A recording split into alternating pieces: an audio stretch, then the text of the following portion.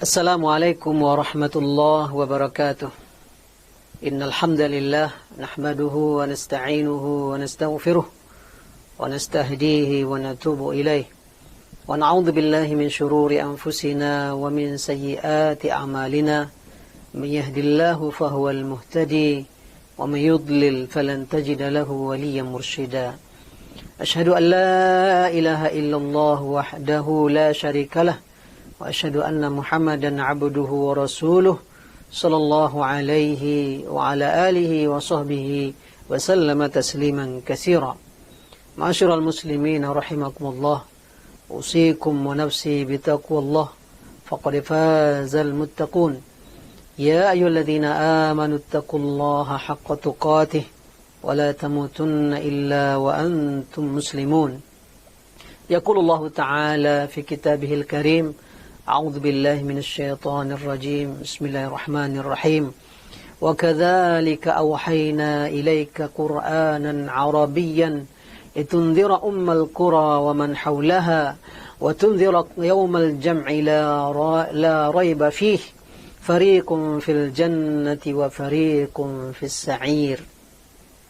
Demikianlah kami wahyukan kepada engkau wahai Muhammad Al-Quran yang berbahasa Arab, agar engkau memberi peringatan kepada penduduk kota Mekah dan negeri-negeri yang di sekitarnya.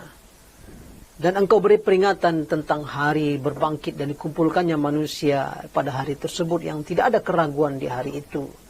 Satu kelompok akan masuk ke dalam surga dan satu kelompok akan dibenamkan ke dalam neraka. Firman Allah surat Asy-Syura ayat 7. Kaum muslimin, muslimat, hamba-hamba Allah dimanapun berada, rahimakumullah. Alhamdulillah kita bersyukur kepada Allah subhanahu wa ta'ala. Sampai saat ini kita masih diberikan kesehatan, keimanan, dan dimudahkan dalam mentaatinya. Semoga kesyukuran kita akan berbuah bertambahnya nikmat-nikmat tersebut. Salawat serta salam untuk Nabi SAW. Allahumma salli ala Muhammad wa ala alihi wa sahbihi ajma'in. Semoga kita dimudahkan Allah untuk mengikuti sunnah-sunnah beliau, meniru perilaku dan perbuatan baginda Rasulullah SAW. Pada pertemuan yang kedua ini, kita akan membahas tentang sirah nabawiyah. Masih tahapan awal setelah kita membahas pengantar. Pada pertemuan ini kita membahas kondisi bangsa dan masyarakat Arab menjelang kenabian atau menjelang lahirnya baginda Rasulullah SAW. Ada beberapa poin yang akan kita bicarakan insyaallah, baik mencakup kondisi sosial, ekonomi, termasuk juga kondisi beragama dan keyakinan yang ada dalam bangsa Arab ketika itu. Perlu kita pahami kaum muslimin dan kaum muslimat bahwa sudah menjadi takdir dan ketetapan Allah Subhanahu wa taala bahwa nabi terakhir, nabi penutup seluruh nabi dan rasul Allah takdirkan dari negeri Arab. Itu sudah takdir Allah.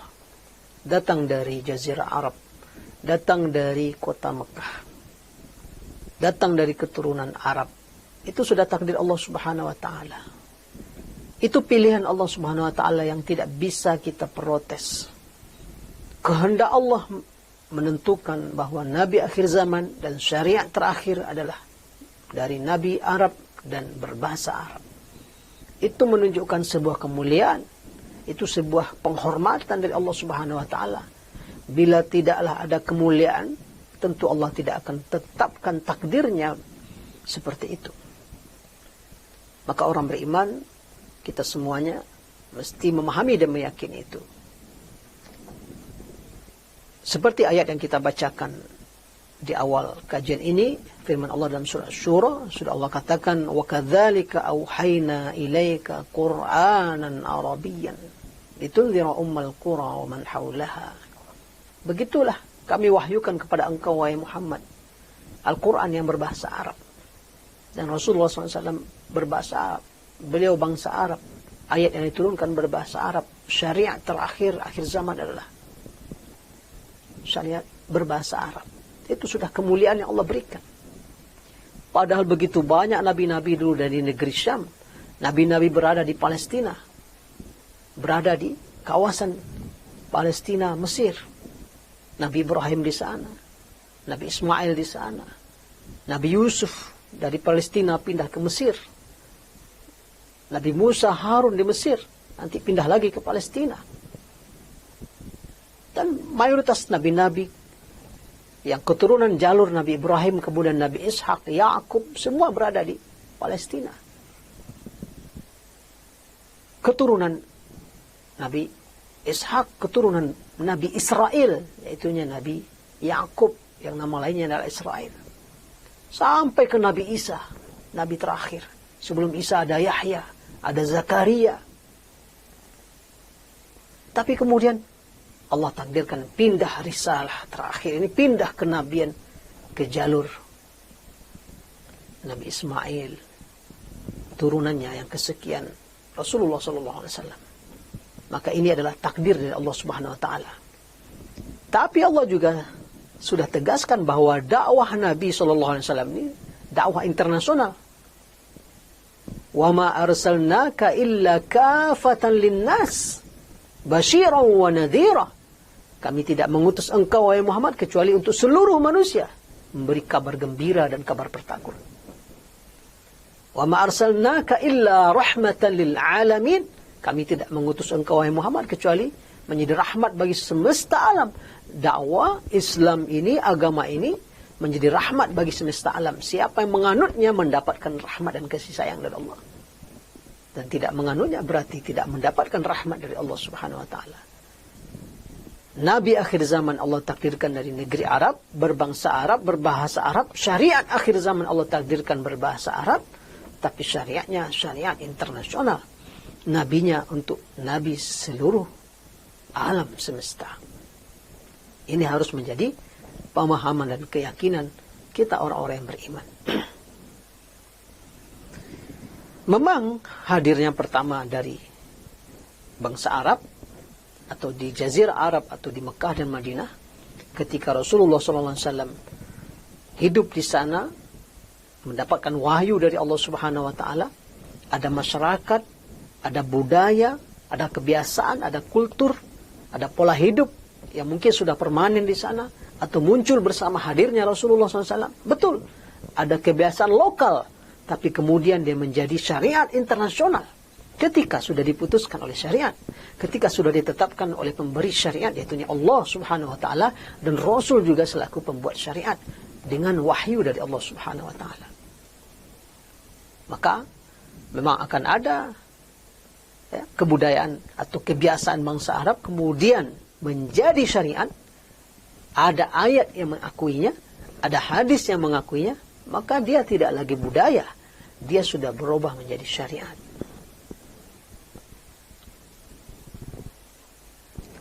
Kaum muslimin dan kaum muslimat, hamba-hamba Allah yang dimuliakan Allah Subhanahu Wa Taala, mari kita coba mengenal sedikit bagaimana kondisi Jazirah Arab atau bangsa Arab di awal-awal akan lahir atau akan datang Nabi SAW.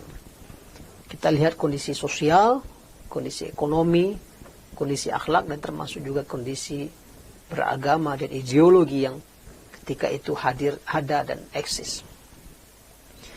Pertama, dari segi kehidupan sosial bangsa Arab ketika itu, banyak penulis sirah nabawiyah, termasuk Syekh Sofiur Rahman Mubarak Fauri, penulis Ar-Rahiqul Makhtum, buku sirah nabawiyah terbaik yang mendapatkan penghargaan Raja Fahad.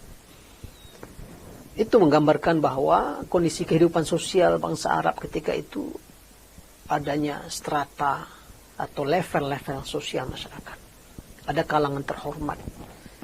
Memang lebih relatif mereka adalah dari kalangan pemimpin kaum Arab atau kaum Quraisy ketika itu. Memang pola hidupnya lebih agak teratur dan lebih terjaga, namanya juga bangsa dan kaum terpandang dan bangsawan. Tapi ada juga level tengah.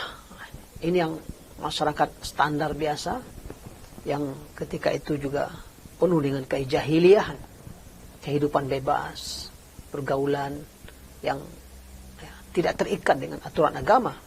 Karena memang di kota Mekah secara khusus dan sekitarnya ketika itu tidak ada syariat, kecuali syariat ajaran Nabi Ibrahim yang sudah jauh sekali jaraknya antara Rasulullah SAW dengan Ismail dan Ibrahim.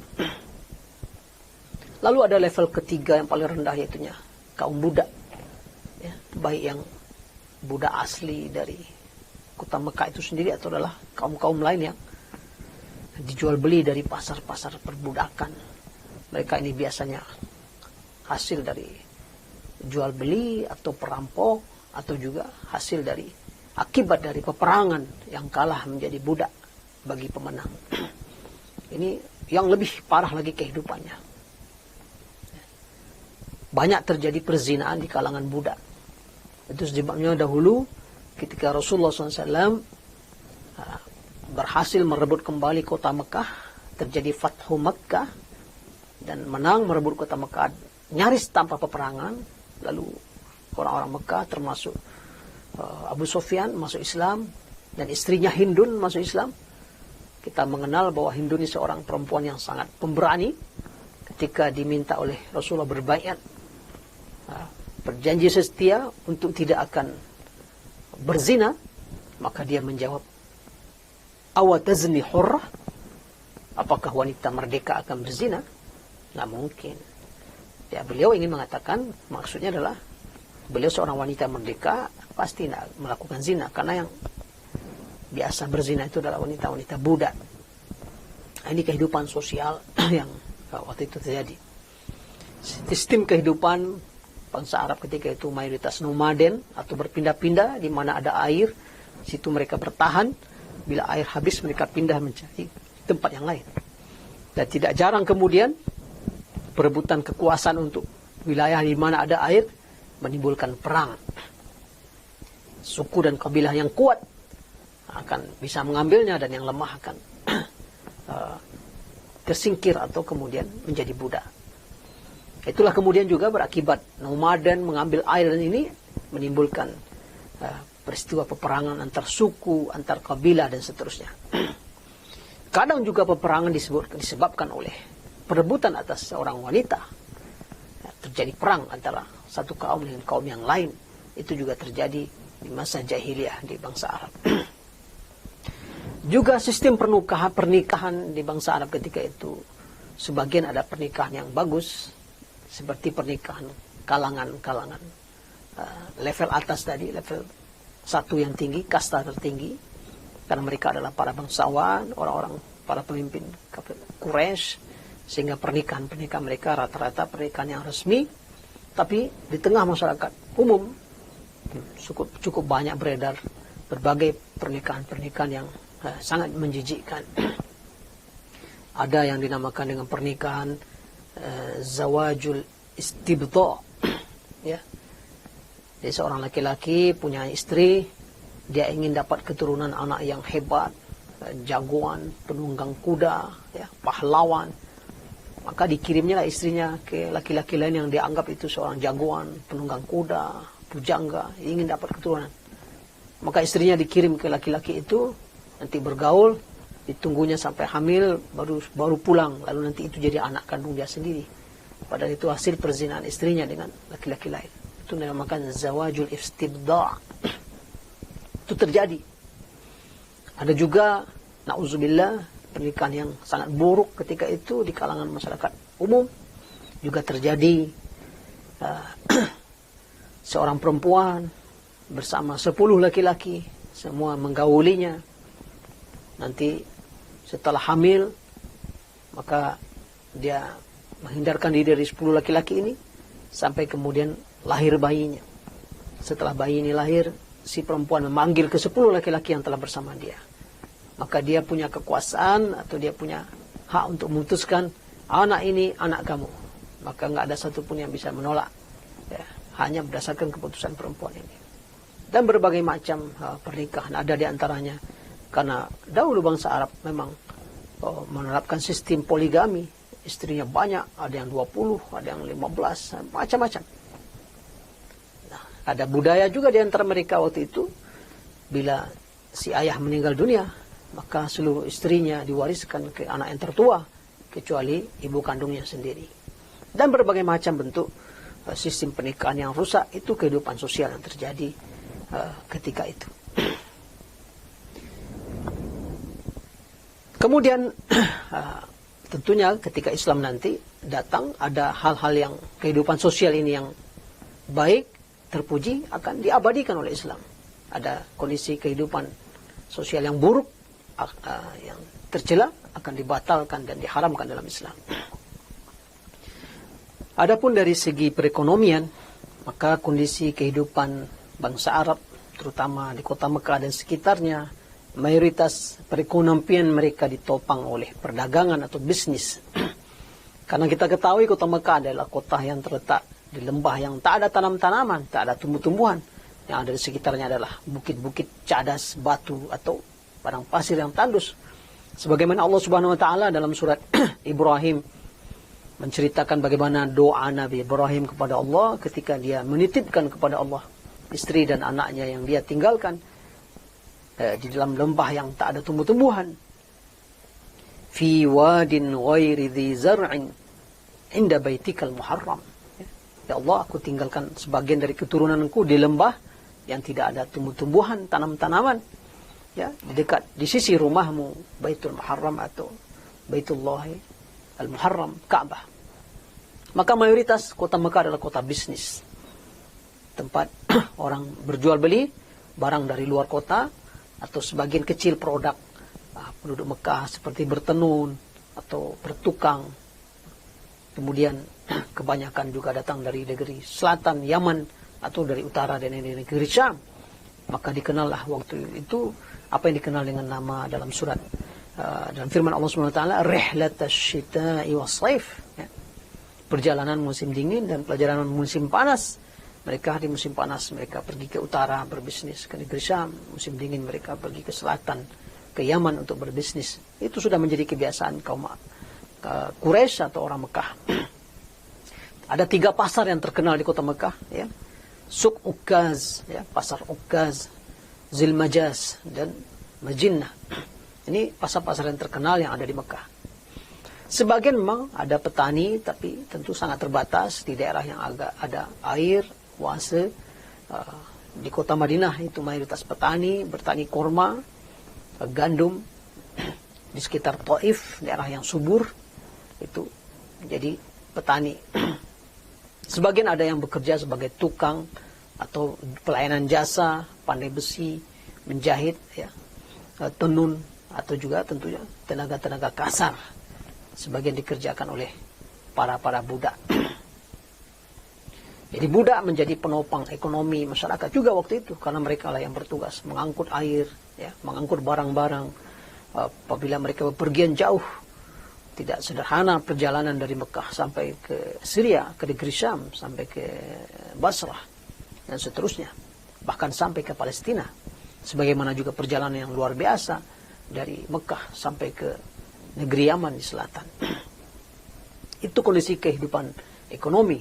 Dan ditopang lagi bahwa memang setiap tahun datangnya orang-orang pergi berhaji, musim haji, yang sudah ada sejak Nabi Ibrahim. Ini adalah peluang bisnis bagi orang-orang Mekah, menjualkan barang dan sebagainya. Dan mereka menjadi pelayan, memberikan minum melalui air Zam-Zam, dan tentu tempat-tempat mereka menjadi tempat menumpang atau datangnya, menginapnya orang-orang yang melaksanakan ibadah haji. Dari segi akhlak, tentunya kehidupan bangsa Arab ketika itu ada akhlak-akhlak yang mulia dan juga cukup banyak akhlak-akhlak yang tercela. Ya, tadi kita sudah sebutkan budaya pernikahan yang sebagian menjijikkan, kemudian budaya perbudakan, kemudian mewariskan istri-istri kepada anak ketika sudah wafat kecuali ibu kandungnya, dan lain sebagainya, berperang karena memperebutkan wanita atau memperebutkan air. Namun juga sangat banyak terdapat akhlak-akhlak mulia di kalangan bangsa Arab ketika itu. Di antara akhlak yang sangat terkenal mereka miliki adalah al-karam, ya, kedermawanan, al-jud, ya, pemurah.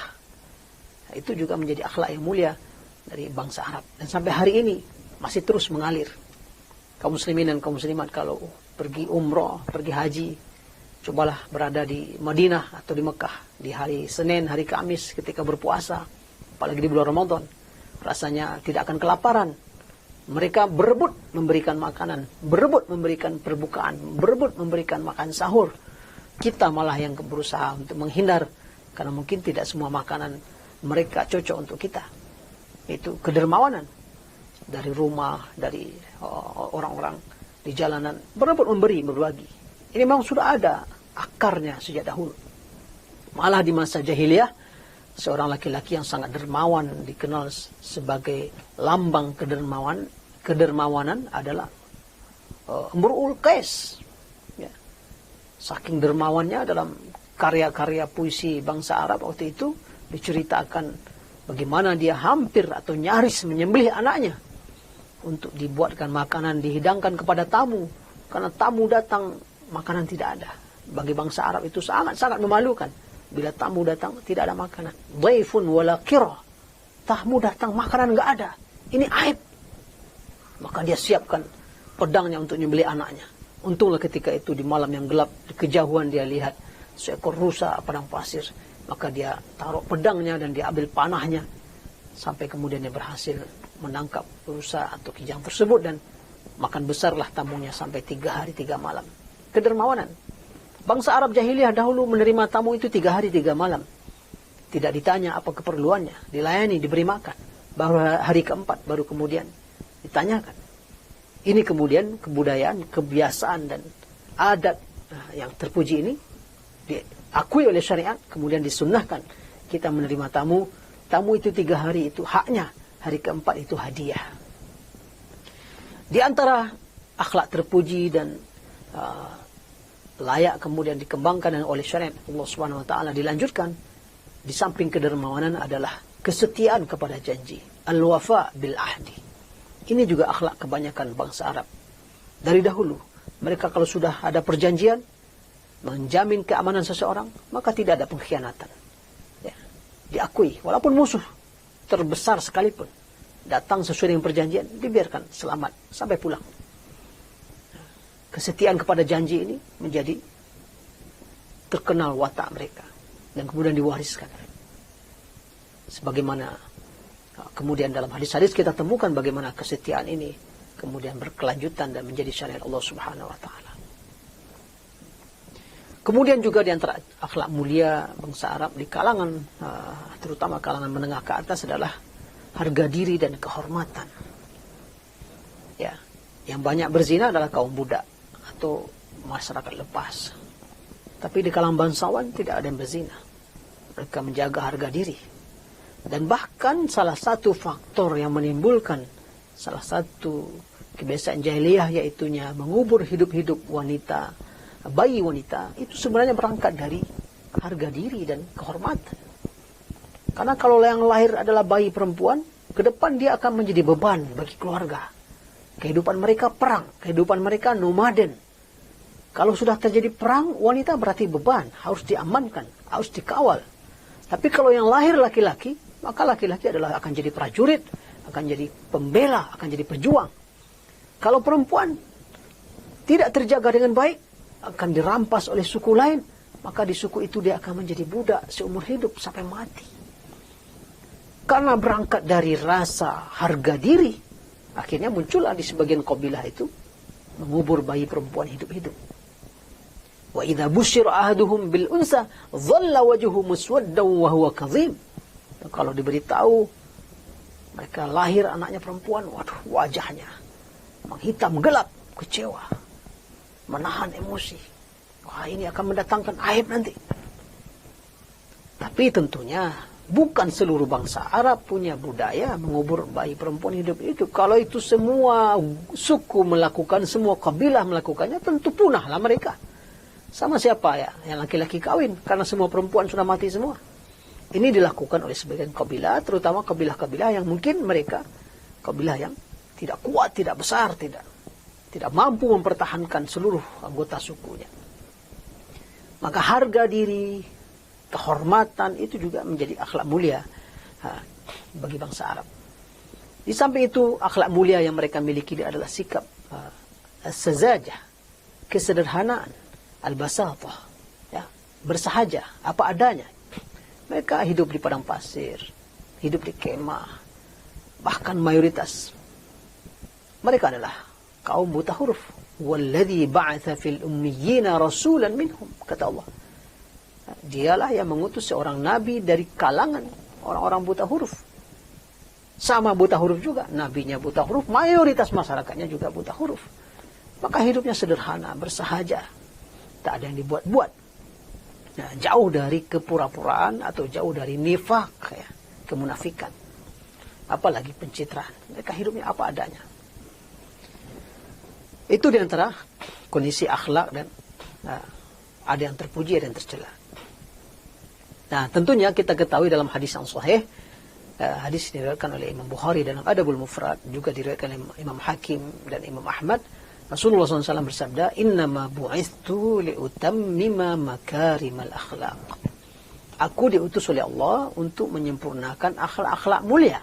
Maksudnya apa? Sudah ada akhlak mulia yang sudah tersebar, sudah membudaya di kalangan Arab.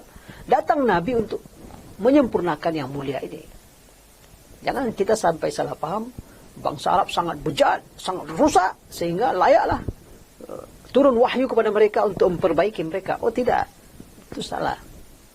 Justru nanti kita akan lihat betapa mereka yang paling kondusif diberikan syariat terakhir, agar kemudian bisa mereka mengembannya ke negeri lain. Jadi Rasulullah datang untuk menyempurnakan akhlak-akhlak mulia. Maksudnya akhlak mulia itu sudah ada, Rasulullah tambahkan, Rasulullah muliakan, Rasulullah lanjutkan. Adapun terkait kondisi beragama dan ideologi mereka sudah jelas. Mayoritas kota Mekah kaum musyrik. Petinggi-petingginya orang-orang musyrik. Mereka menyembah berhala.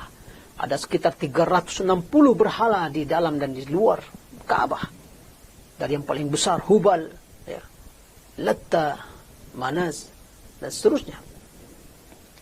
Ini ada orang Arab dalam Ibnu Hisham menukilkan dalam kitab sirahnya, dan ada hadis yang meriwayatkan bagaimana Rasulullah SAW mengabarkan siapa yang pertama kali membawa patung berhala ke Ka'bah, ke Mekah ini. Dialah laki-laki yang bernama Amru ibn Luhai. Amru bin Luhai inilah yang akan menanggung di akhirat kelak, masuk neraka, dan dia menggiring atau menarik, ya, berhala yang dia bawa. Dia melakukan perjalanan bisnis ke negeri Syam. Dia temukan orang di sana sedang menyembah berhala, patung-patung. Lalu, wah, ini bagus juga ini apa yang kalian sembah. Bagaimana kalau ini siapa ini? Ya, ini Tuhan kami. Kami minta tolong, kami minta rezeki, kami minta berbagai-bagai, kami minta kepada mereka ini. Oh, kalau gitu boleh saya minta satu. Maka dikasihlah satu patung yang bernama Hubal, dibawa pulang ke Mekah oleh Amr bin Luhai. Nah, itulah pertama kali dia letakkan di Mekah, diajak kaumnya menyembah. Sampai kemudian satu persatu patung-patung lain bertambah sampai 360. Mayoritasnya itu. Sebagian masih ada pengikut agama Hanifiyah atau agama peninggalan Nabi Ibrahim. Mereka orang-orang yang Hanif, tapi jumlahnya tidak banyak. Dan tentunya mereka sangat sedikit sekali tidak ada ahlul kitab. Ahlul kitab adanya di Madinah, di Mekah tidak ada, karena mereka buta huruf, mereka tidak baca kitab suci. Ya. Yahudi dan Nasrani adanya di Madinah.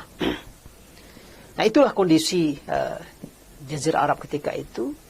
Dan rahasia kenapa Allah Subhanahu Wa Taala memilih Jazirah Arab sebagai risalah terakhir, ternyata peradaban lain, peradaban Persia, tenggelam dalam kemusyrikan, menyembah api, tenggelam dalam peperangan sesama mereka, tenggelam dalam kebejatan akhlak dan perilaku.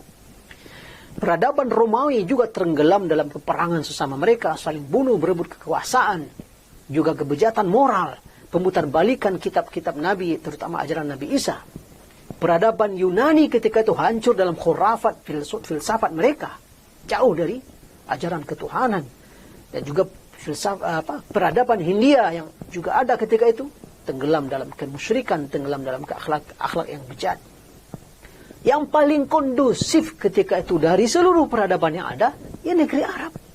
Walaupun ada keburukan, tapi inilah yang paling kondusif untuk mungkin diletakkan syariat paling terakhir. Sementara peradaban Persia, peradaban Romawi, peradaban Yunani, dan peradaban India yang ketika itu besar-besar, itu tak layak akan diturunkan Nabi. Pasti akan berat, akan terjadi penentangan besar-besaran. Justru yang lebih kondusif adalah peradaban kota Mekah yang relatif masih kondusif untuk diletakkan Nabi akhir zaman. Itu adalah rahasia kenapa Jazirah Arab dalam situasi kondisi ekonomi, sosial, agama, budaya, dan akhlak mereka, ternyata mereka relatif masih lebih kondusif untuk menerima syariat akhir zaman dibandingkan peradaban yang lain. Demikian barangkali kajian kita Sirah Nabawiyah pada hari ini. Aku qouli hadza wa astaghfirullah li wa lakum wa lisairil muslimin wal muslimat wal mu'minina wal mu'minat fastaghfiruhu innahu wal ghafurur rahim. Assalamualaikum warahmatullahi wabarakatuh. Yuk dukung program dakwah Islam di Radio SIP FM. Salurkan donasi Anda melalui rekening BNI Syariah 12300002112 atas nama PT Radio Suara Indah Pesona Prima.